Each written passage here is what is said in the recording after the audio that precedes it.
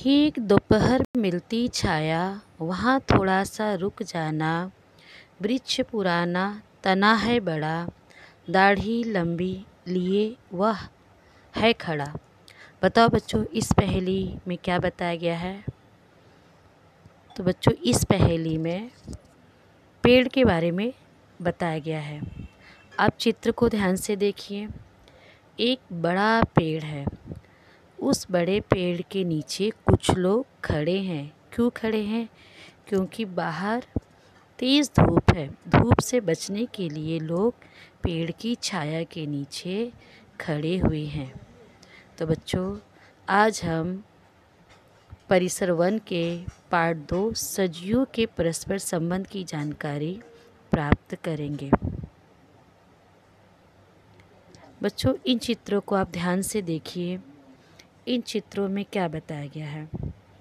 सजियों की आवश्यकताओं की पूर्ति परिसर से ही होती है।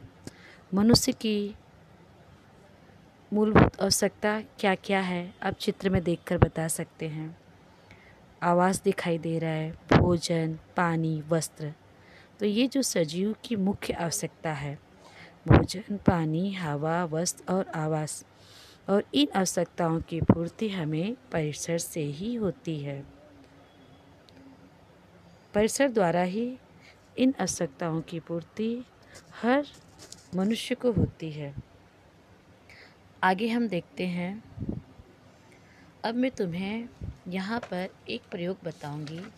आप इस प्रयोग को ध्यान से देखिए। हमें 2 खाली डिब्बे लेने हैं।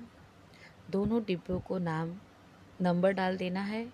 पहले डिब्बे को आप 1 नंबर दीजिए, दूसरे को 2 नंबर दीजिए, और दोनों डिब्बे में पौन-पौन भाग तक मिट्टी डालिए और मिट्टी को गीला करने के लिए पर्याप्त मात्रा में पानी डाल दीजिए। पानी डालने के बाद दोनों डिब्बे में आप 2-2 बीज, कोई भी 2-2 अंकुरित बीज डाल दीजिए और दोनों डिब्बे को आप नियमित पानी दीजिए। नंबर 1 पे जो डिब्बा है उसमें आप नियमित रूप से 2-2 चम्मच पानी डालिए और जहाँ से धूप मिले वहाँ रखिए। और नीचे वाले डिब्बे में आप कम से कम 4 चम्मच पानी डालिए और कम से कम 5-6 दिन के बाद आप उसका ऑब्जर्वेशन कीजिए। आपको क्या दिखाई देगा? जो पहला डिब्बा है, पहले डिब्बे का जो पौधा है वह हरा भरा है और दूसरे डिब्बे में जो पौधा तैयार हुआ है वह सड़ने लगा है और सड़कर वह मुरझा गया है या सड़ के गिर गया है। तो हमें इस प्रयोग से क्या पता चलता है? जो वनस्पतियाँ जलीय वनस्पति नहीं हैं, वे जलयुक्त स्थान पर जीवित नहीं रह सकती। आवश्यकता से अधिक पानी मिलने पर वे सड़ जाती हैं। सजीव उसी स्थान पर पाए जाते हैं जहाँ उनकी सभी आवश्यकताओं की पूर्ति होती है। अब हम आगे देखते हैं। बच्चों, इस चित्र को आप ध्यान से देखिए। इस चित्र में क्या बताया गया है? इस चित्र में आपको बाघ दिखाई दे रहा होगा। आपने देखा क्या? बाघ के शरीर पर धारियाँ होती है, पट्टे होते हैं। ये पट्टे क्यों होते हैं? वह भक्ष्य के लिए ऊंची ऊंची घास में छिपकर बैठ जाता है। इन शरीर पे धारियाँ हैं, इन धारियों के कारण भक्ष्य को बाघ का पता नहीं चलता। इसके विपरीत घास वाले क्षेत्रों में जब हिरण, नीलगाय, अरना जैसे प्राणी होते हैं, भूख लगने पर उन्हें खाकर बाघ अपना पेट भर लेता है। गर्मी के दिनों में भी आसपास पानी के ऐसे स्रोत होने चाहिए जो सूखे नहीं हो। इन स्थानों पर पहाड़ी भी होनी चाहिए जिससे निवास के लिए बाघ को गुफा मिल सकती है। तो आप चित्र को ध्यान से देखिए कि बाघ किस तरह घात लगाए बैठा रहता है अपने भक्ष्य पर और भक्ष्य को पता ही नहीं चलता कि बाघ जो है वह मुझे खाने के लिए बैठा है। बाघ कहाँ रहता है बच्चों? बाघ गुफा में रहता है। अब हम आगे देखते हैं। इस चित्र को आप ध्यान से देखिए। इसमें आपको क्या दिखाई दे रहा है? कुछ प्राणी हैं, जैसे कि कुत्ता है, बिल्ली है और घोड़ा है। तो ये जो प्राणी हैं ये हमारे मित्र होते हैं आपको पता है कुछ पालतू प्राणी होते हैं जिन्हें मनुष्य पालता है अपनी आवश्यकताओं की पूर्ति के लिए। पाले गए प्राणियों से वह बहुत स्नेह करता है। वह उनकी आवश्यक देखभाल भी करता है, उन्हें खिलाता पिलाता है और प्राणियों के बीमार होने पर वह उनका उपचार भी करता है।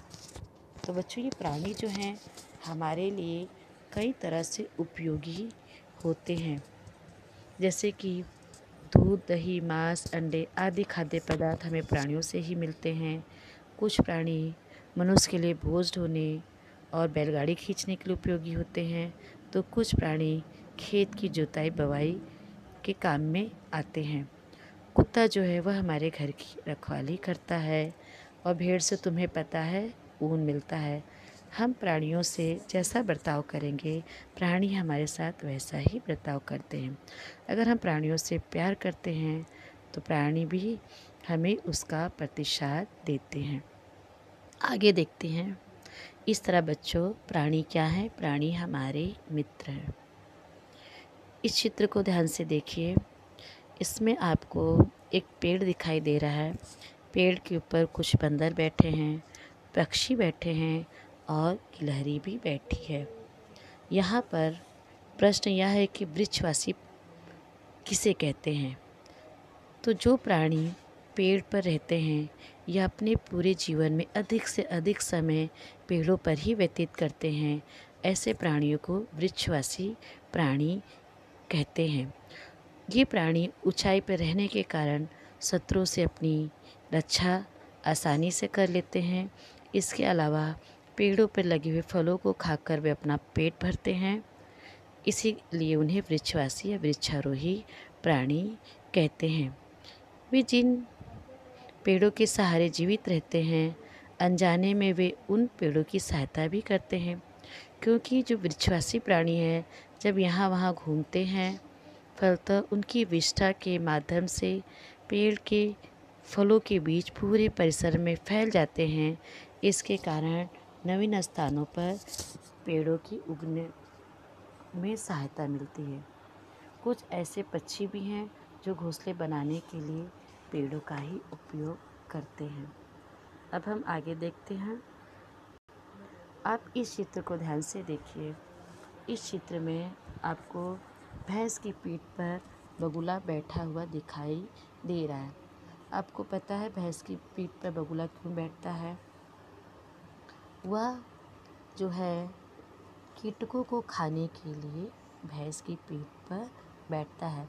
जब भैंस चरती है तो जो कीटक घास में छुपकर बैठे रहते हैं, उनके चरने से वे यहाँ वहाँ उड़ने लगते हैं, तो बगुले उन्हें आसानी से खा लेते हैं और अपना पेट भर लेते हैं। इसीलिए हम देखते हैं कि जब भैंस चरते हैं तो उनकी पीठ पर बगुला बैठता है। आगे आप इस चित्र को ध्यान से देखिए। इस चित्र में आपको 3 ऋतुओं के बारे में बताया गया है। भारत देश में मुख्य रूप से 3 ऋतुएं होती हैं। पहली है ग्रीष्मकाल, वर्षाकाल, शीतकाल। ग्रीष्मकाल यानी गर्मी की ऋतु। इस समय गर्मी खूब लगती है, प्यास भी खूब लगती है, हम पानी खूब पीते हैं और सूती कपड़े पहनते हैं। वर्षा काल में बारिश तेज होती है और वर्षा से बचने के लोग छतरी का उपयोग और रेनकोट का उपयोग करते हैं। उसके बाद आपको पता है शीतकाल ऋतु होती है। शीतकाल ऋतु में लोग ठंड से बचने के लिए गर्म कपड़े पहनते हैं। आगे देखिए, यह जो पेड़ है यह एक पतझड़ की ऋतु की निशानी है। ऋतु के अनुसार सजीव जगत में होने वाले परिवर्तन तो हमें हर वर्ष दिखाई देते ही हैं। शीत ऋतु का वर्णन पतझड़ की ऋतु के रूप में भी किया जाता है, क्योंकि शीत ऋतु में बहुत से पेड़ों की पत्तियां झड़ जाती है, फिर वह पेड़ हमें इस तरह दिखाई देने लगता है। आगे देखिए, यह है आम पर बौर।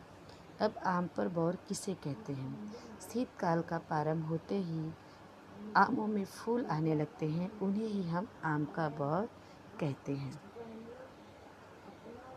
ये आपको काजू दिखाई दे रहे हैं। तो काजू जो हैं ये ड्राई फ्रूट्स हैं, ये भी खाने में अच्छे लगते हैं। गर्मी में बाज़ार में आम तथा तरबूज तो भरपूर मात्रा में आते ही हैं। यह इन फलों का समय होता है। महाराष्ट्र में सभी जगह पे आम के पेड़ होने पर भी आम के लिए कोकण जो है विशेष रूप से जाना जाता है। कोकण में गर्मी में आम के साथ ही काजू का भी समय होता है। पहाड़ी ढलानों पर काजू के छुटों के लाल लाल पीले धूल हमें सर्वत्र दिखाई देते हैं। उसके बाद हम देखते हैं कि जून माह में वर्षा ऋतु आती है। इस चित्र में आपको दिखाई दे रहा है कि तेज बारिश हो रही है। बारिश के दिनों में बादल काले काले हो जाते हैं, तेज बारिश होती है, हरी हरी घास हमें यहाँ वहाँ दिखाई देती है और कभी कभी हमें आसमान में 7 रंग वाला इंद्रधनुष भी दिखाई देता है। इस तरह हमने इस पाठ में अभी आप लोगों ने देखा है कि सजियों का एक दूसरे के साथ किस तरह परस्पर संबंध है। धन्यवाद।